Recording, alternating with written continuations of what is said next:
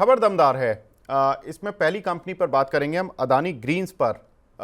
इस कंपनी पर एक खबर आई है कि 2030 तक कंपनी 2 लाख करोड़ रुपए क्षमता विस्तार पर खर्च करने जा रही है, जिसमें कि अगर देखें तो इनकी क्षमता अभी जो चल रही है वो 10.9 गीगावाट चल रही है, जिसको बढ़ाकर कंपनी 50 गीगावाट करने की बात कर रही है। और इस फाइनेंशियल ईयर में यानी कि FY25 में कंपनी अपनी क्षमता को बढ़ाकर करीब 17 गीगावाट करने की बात कर रही है।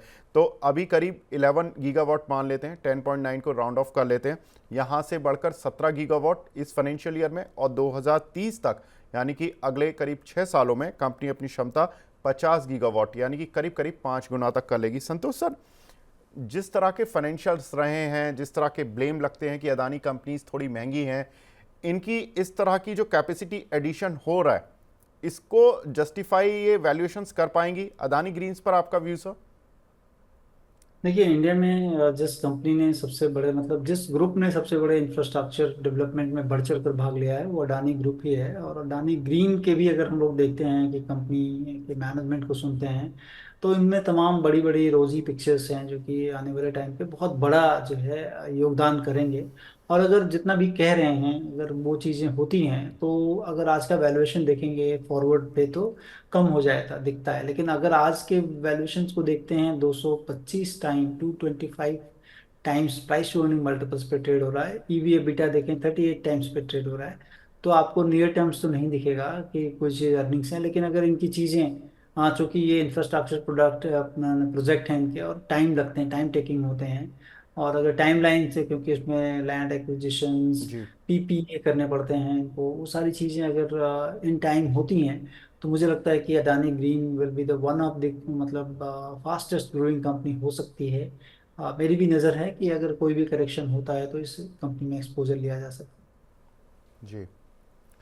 तो यहाँ पर अदानी ग्रीन पर सर का व्यू मिल चुका है। लेकिन एक बड़ी जो एक डेटा पॉइंट बना कल के सत्र में, वो भी बड़ा इंपॉर्टेंट था। ICICI बैंक ने SBI को पछाड़ दिया in terms of market cap, और 100 बिलियन के जो क्लब है उसमें ये छठी कंपनी बन चुकी है। लेकिन अब चूंकि इस क्लब को भी देखेंगे कि इस क्लब में कौन कौन सी कंपनियां हैं, तो उस क्लब के हिसाब से ये चौथे नंबर पर आ रही है in terms of market cap. लेकिन अगर देखें तो ICICI बैंक देश की चौथी बड़ी कंपनी बन चुकी है। अब इस पूरी लिस्ट में कौन सी कंपनियां शामिल हैं उनको एक बार देख लेते हैं। रिलायंस इंडस्ट्रीज जो कि टॉप पर है, 233.7 बिलियन डॉलर की मार्केट कैप के साथ रिलायंस इंडस्ट्रीज टॉप पर बनी हुई है। दूसरे नंबर पर बनी हुई है TCS, जिसकी की मार्केट कैप करीब 165 बिलियन डॉलर है। HDFC बैंक 152 बिलियन डॉलर की मार्केट कैप के साथ तीसरे नंबर पर है। ICICI बैंक जो कि चौथे नंबर पर आ गया 105 बिलियन डॉलर की मार्केट कैप के साथ। वहीं भारती में करीब 102 बिलियन डॉलर की मार्केट कैप है। इन्फोसिस पहले 100 बिलियन के क्लब में आ चुकी थी, अभी फिलहाल बाहर चल रही है क्योंकि उनका प्राइस उतना तेजी से मूव नहीं कर पा रहा, जिसकी वजह से उनकी मार्केट कैप 100 बिलियन की रेंज पे नहीं आ पा रही है। लेकिन वो पहले जा चुकी है, इसलिए ICICI बैंक छठी कंपनी है देश की जिसने कि 100 बिलियन के क्लब को 100 बिलियन के क्लब में एंट्री की है। लेकिन इस समय देश की चौथी बड़ी कंपनी बन चुकी है। जेफरीज की भी एक रिपोर्ट आई है ICICI बैंक पर, जिसमें कि उन्होंने बाय रेटिंग दी है। उनका कहना है कि लक्ष्य इसमें 1350 रुपये का रखें। 20% की डिपॉजिट ग्रोथ सभी बैंकों के मुकाबले अगर देखें तो ICICI बैंक में मिल रही है, जो कि सभी बैंकों के मुकाबले काफ़ी बेहतर है। और उनका मानना है कि एसेट क्वालिटी भी ICICI बैंक की काफ़ी बेहतर हो रही है। संतोष सर, बात ये नहीं है कि ICICI बैंक में अब 150 रुपये के लिए आप एक प्ले करना चाहेंगे। लोग ये सोचना चाहते हैं कि ये जो 6 कंपनियां 5 कंपनियां हम देख रहे हैं, इसमें हमारी कोई काश कंपनी होती जिसमें कि हमारा पैसा लगा होता। कोई आपके दिमाग में आता है ऐसा शेयर जो कि ऐसे किसी क्लब में जाएगा, भले ही 3 साल 5 साल लगे, लेकिन कोई एक व्यक्ति या निवेशक एक अच्छा खासा अमाउंट एक कंपनी में डाल दे और फिर देखे 5 साल बाद या 3 साल बाद कि हाँ, उसने भी पैसा बनाया, उस कंपनी ने भी पैसा बनाया? तो देखिए, अभी थोड़ी देर पहले हम लोग बहुत बात कर रहे थे रिलायंस के बारे में कि रिलायंस हो सकती है कि एक बहुत बड़ी कंपनी हो जाए, क्योंकि इसमें जिस तरह से लेफ्ट राइट सेंटर सारी चीज़ें हो रही हैं और काफ़ी अपने कंपनियों के जो सब्सिडरीज को लिस्ट करने की बात कर रहे हैं और ग्रीन हाइड्रोजन में जो बड़ी चीज़ है वो कर रहे हैं। तो वो एक बड़ा हो सकता है कि 30-35% कगार पे ये ग्रोथ हो सके, और लार्ज कैप में इतना ग्रोथ होना इज क्वाइट गुड। दूसरी जो है, मुझे लगता है कि जैसे आप बैंकों की बात कर रहे थे उसमें स्टेट बैंक स्टिल जो है काफ़ी डिस्काउंटेड लगता है, क्योंकि प्राइस टू बुक वैल्यू पे अगर आप देखेंगे तो काफ़ी सस्ता है, और इंडिया की सबसे बड़ी बैंक है in terms of loan book कह लें, इन टर्म्स ऑफ डिपॉजिट्स कह लें, इन टर्म्स ऑफ ब्रांचेस कह लें। तो ये तमाम चीज़ें हैं, और क्वालिटी जो है वो भी काफ़ी अच्छी हुई है। और अभी आप आईसीआईसी बैंक की बात कर रहे थे, तो मोर देन जो है कहने की उससे के आधे से भी कम का वैल्यूएशन पे है। वो 4 टाइम्स प्राइस टू बुक पे है, और ये कंपनी जो है 1.8 टाइम्स पे है, स्टेट बैंक ऑफ इंडिया। तो मुझे लगता है कि जहाँ पर जो है रिलेटिवली कम वैल्यूएशंस हैं, वहाँ पर आपको ध्यान रखना चाहिए। जैसे कि आज के दिन में विवेक जी, जब हम पीएसयू की बात करते हैं, रेलवे स्टॉक की बात करते हैं, तो आप साल डेढ़ साल पहले जाओ तो बहुत सस्ते थे स्टॉक, और बहुत दिनों तक सस्ते रहते हैं। तो ये चीज़ें मार्केट अवॉइड करता है, लेकिन जब आपको वैल्यू देना चालू करता है तो काफ़ी अच्छा वैल्यू देता है। और आज के दिन पर भी अगर आप देखें, मार्केट इतना हाई है, वहाँ पर वैल्यूएशन अगर ढूंढते हैं तो सरकारी बैंकों में काफ़ी अच्छे वैल्यूएशन दिखते हैं। तो सरकारी बैंकों में सर एसबीआई इस क्लब में आ सकता है, आपका मानना है? जी हाँ। जी, चलिए नेक्स्ट खबर की तरफ ही बढ़ते हैं, और एक सवाल भी उसी खबर पर है, एनएमडीसी के शेयर पर। एक दर्शक है हमारे सत्येंद्र कुमार जी, इनके पास 110 शेयर हैं 262 रुपये के। उन पर उनके लिए व्यू लेंगे, लेकिन पहले मैं खबर बता देता हूं तो थोड़ा व्यू लेना और आसान हो जाएगा। सर, एनएमडीसी पर एक रिपोर्ट आई है सिटी की, जिसमें उन्होंने कहा कि शेयर बेचें। लक्ष्य उन्होंने 215 रुपये का दिया है, और उनका कहना है कि भारत में जल्द आयरन ओर की कीमतें घटने की उम्मीदें वो लगा रहे हैं, क्योंकि जो आयरन ओर की भारत में कीमतें चल रही हैं और जो एक्सपोर्ट पैरिटी है उसमें 35% का डिफरेंस है। और एनएमडीसी ने और जो भारतीय कंपनी हैं इन सभी ने मार्च से लेके अभी तक ऑलरेडी 11% प्राइजेस बढ़ा दिए हैं। तो अब चूंकि एक्सपोर्ट पर आपको रियलाइजेशन उल्टा कम मिलेगा, और एक्सपोर्ट के मुकाबले में आपकी जो घरेलू कीमतें हैं वो आयरन ओर की ज़्यादा हैं, तो आपको कहीं ना कहीं प्राइजेस घटाने पड़ेंगे अपने मेन प्रोडक्ट, जो कि आयरन ओर इनका मेन प्रोडक्ट है एनएमडीसी का, उसके प्राइजेस घटाने पड़ेंगे, जिसकी वजह से जो वैल्यूएशन होगी वो थोड़ी सी डिस्काउंट पर आ जाएगी। इसीलिए उन्होंने बेचने की सलाह दी है 215 रुपये। सर, जिनके पास है वो क्या करें, और इस शेयर पर आपकी ओवरऑल राय? देखिए, काफी बढ़ चुका है। अगर आप देखें, अगर आपके पास है तो मुझे लगता है कि प्रॉफिट तो बुक करना काफी लाजमी है, क्योंकि इतनी रनअप के बाद आपको एक प्रॉफिट नेचुरली बुक करना चाहिए। और सर, जहां इनको तक प्रॉफिट कीमतों नहीं आ रहा, में, इनको एक्चुअली आज की प्राइस से तो लॉस है, इन्होंने 262 के लिए हुए हैं।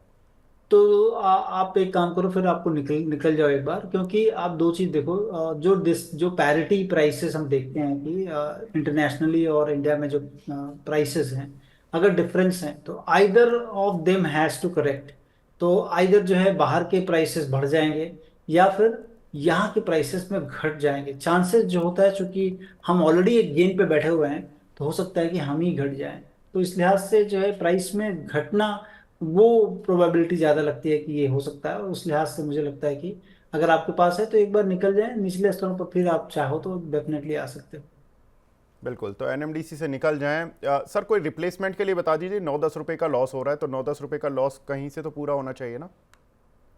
तो जैसा मैंने बताया कि अभी बैंक की बात कर रहे थे हम, तो बैंक में आप देखो काफ़ी अपॉर्चुनिटीज़ हैं। केवल अगर आप देखें कि अगर इसी के आसपास का लेना है तो बैंक ऑफ बड़ौदा देख सकते हैं। ओके। वहाँ पर मतलब देख सकते हैं, या स्टेट बैंक भी फॉर दैट मैटर देख सकते हैं। तो जी। वो उस जगह आप रिप्लेस कर लें। चाहे एक कंपनी जो है फिलिप्स कार्बन बोलकर है, हम्म। उस जगह भी आप देख सकते हो कि वहाँ पर आप पैसे लगा के, क्योंकि काफ़ी बड़ा एक्सपेंशन है कंपनी में, और एक्सपेंशन के साथ इन्होंने एक्विजिशन भी किया था। तो उसको लेकर मैं उस पर बुलिश हूँ, तो दोनों चीज़ें देख सकते हैं। बिल्कुल, तो सर आप जो ये एनएमडीसी का शेयर है, थोड़ा सा लॉस होगा आपका, संतोष सर बता रहे हैं कि 10 रुपए का लॉस ये बुक करें, और इस वैल्यू को आप फिलिप्स कार्बन में इन्वेस्ट कर सकते हैं। 268 रुपये का शेयर चल रहा है, तो आपका ये जो 10 रुपये का लॉस है ये तो ऑफसेट हो गई, इससे ज़्यादा भी रिटर्न आपको मिल सकते हैं। नेक्स्ट कॉलर भी हमारे साथ जुड़ चुके हैं, मिस्टर धीरेन्द्र मिश्रा जुड़ चुके हैं हमारे साथ फ़ोन लाइन पर। Dhirendra ji, hi, good morning sir. Thank you हमसे जुड़ने के लिए। सर, पूछिए अपना सवाल प्लीज़। सर, मैंने एसबीआई के 50 शेयर लिए हैं। जी। वो जो प्राइस भेजा है आपको वही है। और जेके टायर के भी ये लगभग 1 महीने सोल्ड कर रहे हैं, आसपास ही फ्लक्चुएट कर रहा है। तो 2-3 महीने का व्यू है, क्या प्रोस्पेक्ट है इसके सर? जी सर, एसबीआई पर तो संतोष सर ने राय दे दी है, पर फिर भी मैं टारगेट्स पूछ लेता हूं, और जेके टायर पर आपका सवाल और ले लेता हूं। 50 शेयर हैं 393 के।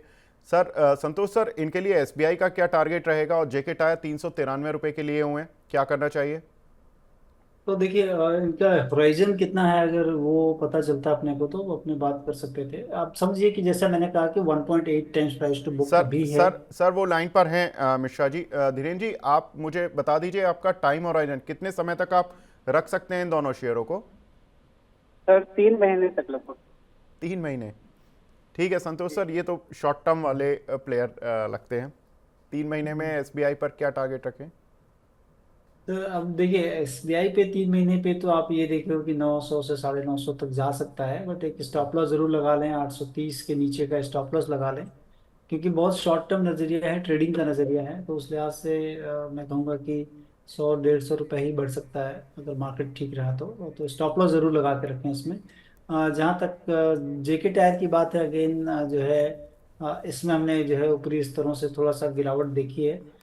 लेकिन लास्ट पूरे साल में अगर आप देखें नंबर्स काफ़ी अच्छे थे। लास्ट क्वार्टर के नंबर्स थोड़ा टेपर्ड थे, लास्ट के 2 क्वार्टर से कम आए थे बोल के आप देखेंगे काफ़ी गिरावट इसमें देखी गई है। लेकिन कंपनी लगातार जो है वो कैपेसिटी बिल्डअप किए जा रही है, और चूंकि ऑटो इंडस्ट्री काफ़ी अच्छी जो है नंबर्स आ रहे हैं ऑटो में, तो उसके लिहाज से मुझे लगता है कि आपको होल्ड करना चाहिए। एक स्टॉप लॉस जरूर लगा लें कि मुझे लगता है कि 375 के नीचे का एक स्टॉप लॉस रहेगा इसमें। और आने वाले टाइम पे हो सकता है कि 430 से लेके 450 के टारगेट आपको मिल जाए। बिल्कुल, इस समय 170 लोग से ज़्यादा हमें देख रहे हैं। उम्मीद करते हैं कि और ज़्यादा दर्शक हमारे साथ जुड़ें और इस प्रोग्राम का हिस्सा बने, क्योंकि हम वैल्यूएबल गेस्ट लेकर आते हैं, एडवाइस लेकर आते हैं उनकी, और आपके साथ शेयर करते हैं, आपके सवालों के जवाब भी लेते हैं। और बहुत सारी जो न्यूज़ चल रही होती हैं उनका जो एक ऑलरेडी इम्पैक्ट 9:15 बजे के बाद आ चुका होता है, उसके बाद जो लोग ट्रैप हो गए होते हैं या कुछ उस पर्टिकुलर न्यूज़ के आधार पर कुछ इन्वेस्ट करना चाहते हैं विद ए रेशनल, तो वो हम आपको व्यू आपके साथ शेयर करवाना चाहते हैं। तो उम्मीद करते हैं कि आप हमारे साथ बने रहिए, और फिलहाल इस सेगमेंट को यहीं विराम देते हैं।